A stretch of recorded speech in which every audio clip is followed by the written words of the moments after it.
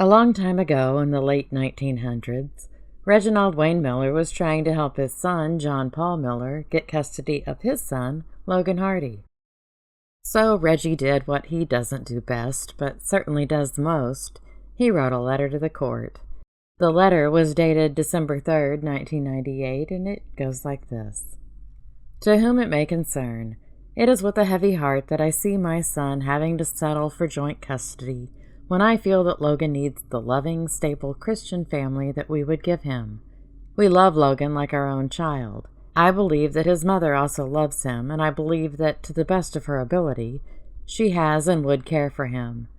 However, when I look at the past 2 years and I think of the future, I shudder at what kind of life Logan will have with his mother as the primary custodian.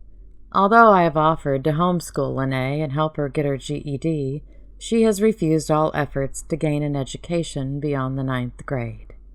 Oh, Reginald, you're such a numpty. If anyone read even one of the many, many letters that Reggie's written over the years, there is no way they would let him homeschool a bubonic plague-carrying flea. I don't know why I chose a plague-riddled flea. I guess when I think of Reg, the Black Death just comes to mind. Reggie takes these little digs at Lene, like, to the best of her ability, and mentioning her education throughout the letter. It's like he's trying to be subtle and sneak in the insult, but it's so obvious, and it's such a weenie way to put someone down. This is why my son and we want to know that Logan will be given the best care possible. John Paul is enrolled in 2 colleges. He will be student teaching by next fall so he can earn money to continue his studies in the secular field in the area of medicine. So I wonder what happened to that pursuit. And can you imagine John Paul as a doctor? I think every single patient he had would be on exactly 350 milligrams of lithium. Wouldn't Logan be better off in a home that promotes education? Our family is active as an entire family in our church. Logan goes to church and will always be in church as long as he is with his father. Wouldn't a child be better off brought up in a stable Christian home than drugged from place to place and never go to church? I have had to go and pick Logan up at an apartment of one man Logan was living with, and now it is a different man. We do not even know where the child is staying most of the time. Wouldn't he be better off with his father in a beautiful home we own, and know he would always be provided for financially? Dragged, Reg, not drug. When I release the video about Reggie and Susan's divorce, you'll understand how laughable it is that Reggie was claiming they had a stable Christian home. According to their divorce papers, it was not stable. John Paul does not drink, never used drugs, and has stopped smoking. His only problem as a teenager has been his driving, which has improved. There is presently a problem with an accusation of reckless driving, but we believe that it will be resolved once the entire investigation is complete. We feel that charges will either be dropped or he will be found innocent. This is the only problem he has ever caused us. And yes, Reggie actually wrote "with either be dropped" instead of "will." Did Reggie not realize that family court clerks and judges can look up criminal court records and see that John Paul was charged with assault and battery? I'm still not sure how it was an attempted manslaughter at the very least. Reggie acts like if he says it, everyone will just believe him. And it wasn't reckless driving. He hit a woman with his truck, twice. She was on his hood while he drove 100 yards before he slammed on the brakes and threw her off his hood.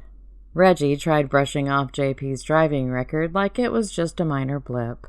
But by the time Reggie wrote this letter, John Paul had 11 traffic violations, and he'd only been driving for 3 years, so almost 4 tickets a year. He had 2 charges of driving while his license was suspended, and this should have caused alarm bells to go off in Reggie's cavernous head, but nope.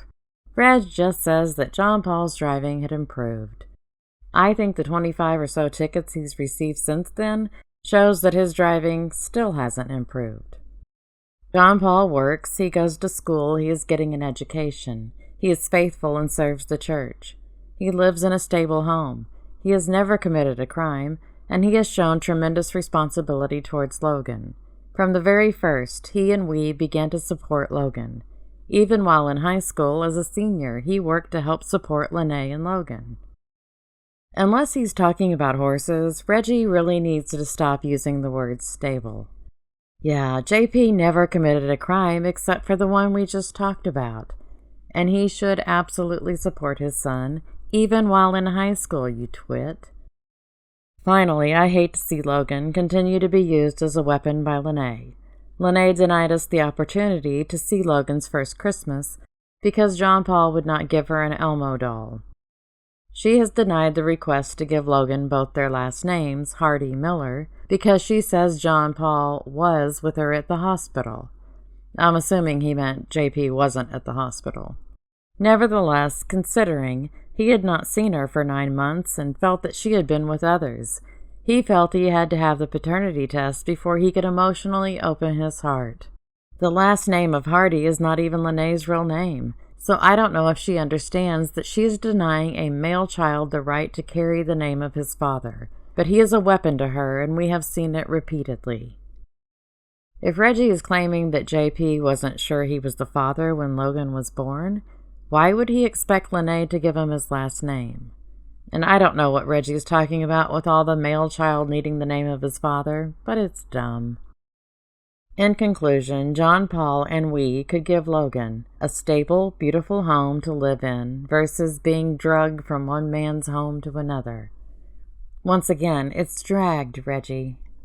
A first-rate Christian private school education versus a family that has shown... And it just stops there.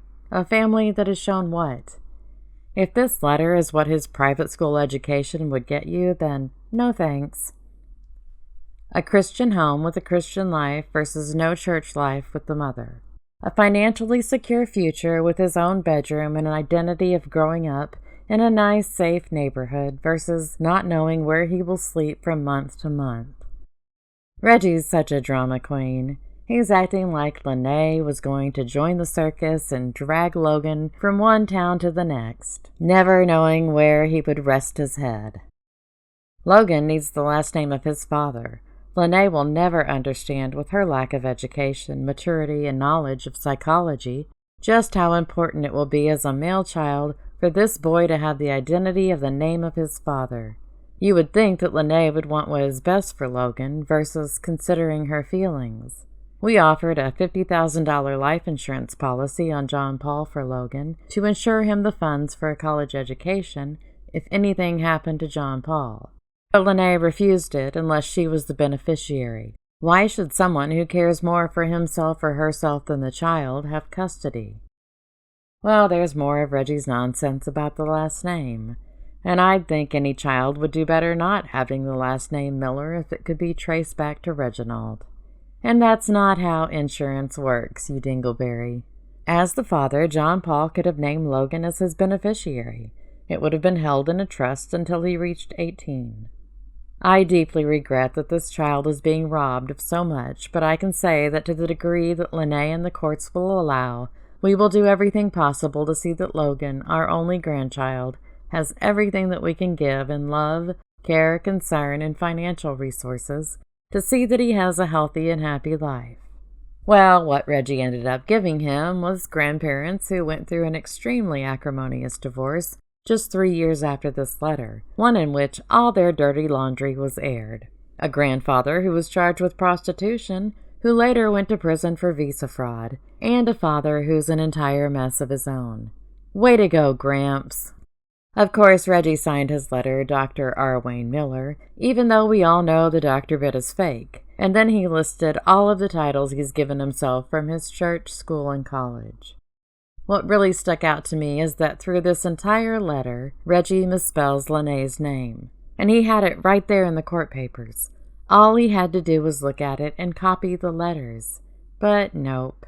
Reggie can't be bothered with such trivial matters as getting the name of his grandson's mother correct.